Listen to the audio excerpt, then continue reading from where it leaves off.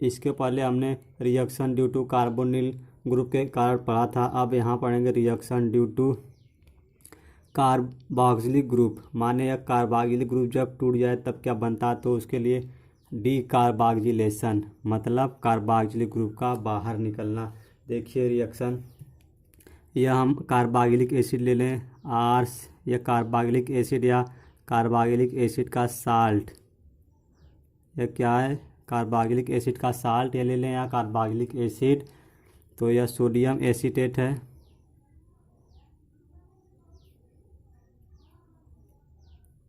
Sodium acetate है। इसको हम बेस के साथ ट्रीट कर देते हैं। बेस NaOH, NaOH कर देते हैं इसको in presence of calcium oxide, और इसको हिट कर देते हैं।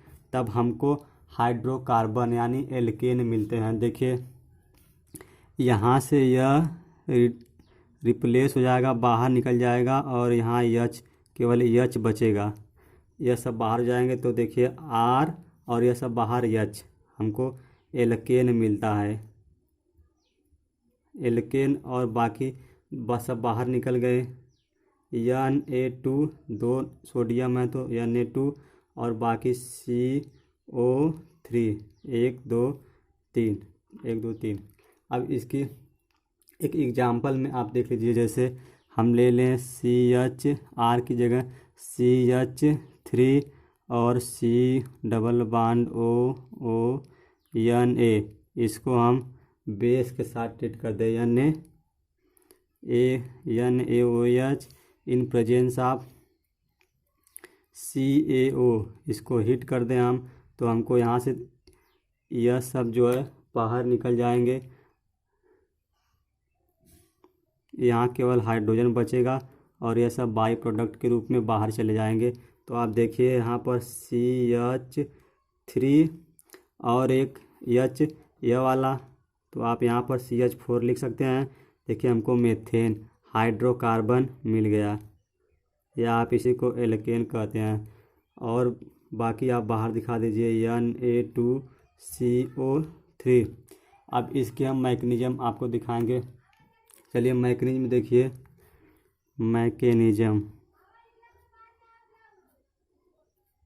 मैकेनिज्म में स्टेप फर्स्ट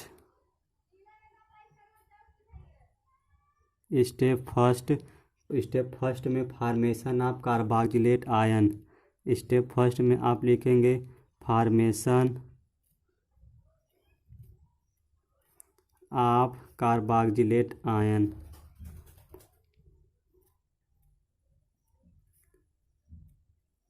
कार्बोक्सिलेट आयन, देखिए कैसे कार्बोक्सिलेट आयन फार्म होता है। हमने क्या लिया है, सोडियम एसीटेट। हम इसकी मैकेनिज्म बता दे रहे हैं, आप इसकी कर लेंगे, क्योंकि कुछ चेंज नहीं होगा, बाकी सब सेम रहेगा। केवल आपको CH, यही बीच वाला चेंज होगा। आप यहाँ पर R की जगह CH3 C2H5 कुछ भी ले सकते हैं। तो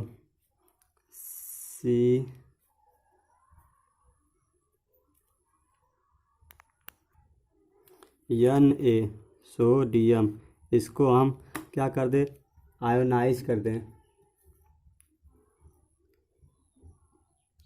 देखिए तो यह यहाँ से यह N निकल जाएगा, COO, हमने इसको ऐसे लिख दिया, आपको कोई दिक्कत नहीं, और N+ बाहर निकल जाएगा, N+ के रूप में बाहर।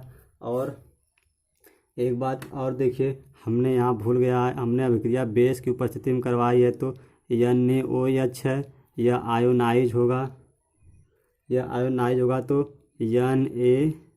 Na+ और OH-। आप पहले इस स्टेप को लिखिएगा, फिर इसको लिखिएगा। तो चलिए देखिए, अब यही हमारा कार्बोक्सिलेट आयन है, कार्बोक्सिलेट आयन। अब स्टेप 2 में आप लिखेगा attack of nucleophile. Step 2, attack of nucleophile.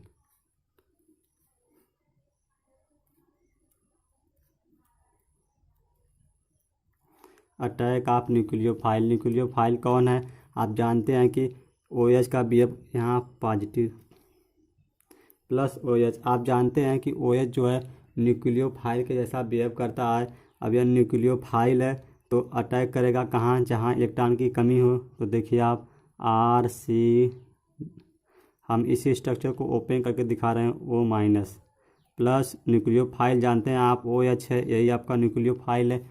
यह अटैक करेगा कहाँ, जहाँ इलेक्ट्रॉन की कमी हो। तो आपको पता है कि इस कार्बन पर इलेक्ट्रॉन की कमी है, क्योंकि ऑक्सीजन मोर इलेक्ट्रोनेगेटिव है, पाई बॉन्ड शिफ्ट हो जाता है ऑक्सीजन की तरफ। ऑक्सीजन पर डेल्टा नेगेटिव और कार्बन पर डेल्टा पॉजिटिव आ जाता है, यानी यहाँ इलेक्ट्रॉन की कमी है। न्यूक्लियोफाइल अटैक करेगा, इसके ऊपर माइनस अटैक करेगा और इसके साथ यह बॉन्ड बना लेगा। तो देखिए RC यहाँ माइनस, क्योंकि इसने इलेक्ट्रॉन अपनी तरफ शिफ्ट कर लिए हैं, और OH जाकर बॉन्ड बना लेगा। तो OH को हमने यहाँ लिख दिया, और यह ऑक्सीजन बचा है, इसको नीचे लिख लीजिए, माइनस है तो माइनस लिख लीजिए। फिर यही चला जाएगा यहाँ, तो यहाँ डबल बॉन्ड आ जाएगा। और RC इसके ऊपर निगेटिव चार्ज है, और यह वाला बॉन्ड यहाँ पर गया तो यहाँ पर डबल बॉन्ड क्रिएट हो गया, डबल बॉन्ड। और फिर देखिए यह वाला जो है इलेक्ट्रॉन अपनी तरफ लेकर निकल जाएगा, इलेक्ट्रॉन ले लेगा, तो यह R- के रूप में बाहर निकलेगा। और बाकी आप OH लिख लीजिए, OH। और अब देखिए यह आपका यह एल्किल ग्रुप है, एल्किल ग्रुप पर निगेटिव चार्ज आ जाए, एल्किल में तो कार्बन है तो इसको कार्बेनायन, क्योंकि कार्बन के ऊपर निगेटिव चार्ज आ जाए तो इसको कार्बेनायन कहते हैं, कार्बेनायन।